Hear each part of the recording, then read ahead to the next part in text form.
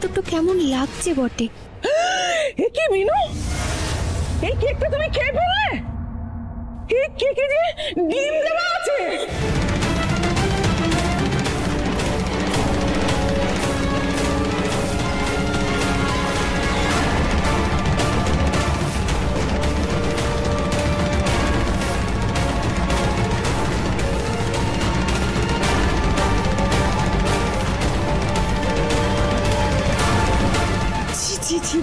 কি করলে তোমরা?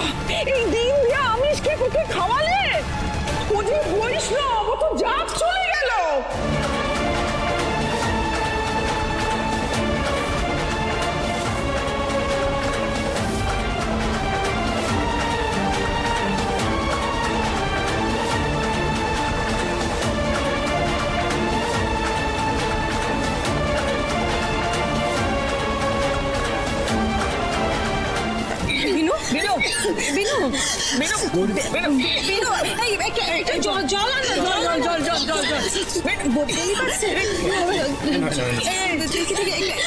একটু জলটা খাও তো।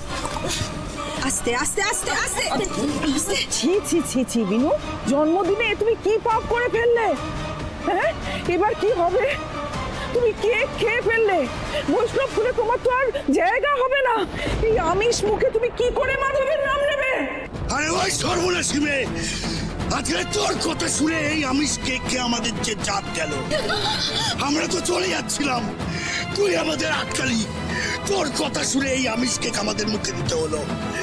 তুই তো আজ ধর্মভ্রষ্ট হলি, আমাদেরকে তুই আজকে ধর্মচ্যুত করলি।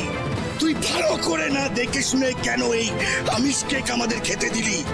অর্বাচীন, বৈষ্ণব কুলের কলঙ্ক তুই।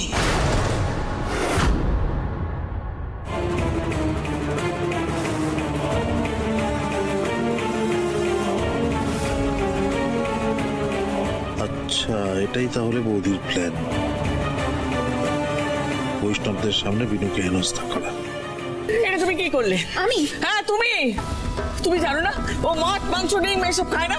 কেন, কিসের জন্য এই কেকটা অর্ডার করলে বলো? আমি কিন্তু ডিম ছাড়াই কেক অর্ডার করেছিলাম। এই যে রিতম, রিতম তুই সবাইকে বল যে আমি তোকে ডিম ছাড়া কেক আনতে বলেছিলাম। বল সবাইকে। ও শিট শিট শিট, আমার না খুব বড় একটা ভুল হয়ে গেছে। আমাকে রুক্মিণী বলেছিল ঠিকই, ও কিন্তু ওই আমার না মাথা থেকে বেরিয়ে গেছে। I am really sorry. দেখলে দেখলে আমি কিন্তু ডিম ছাড়া কেক অর্ডার করেছিলাম, ও ভুল করেছে।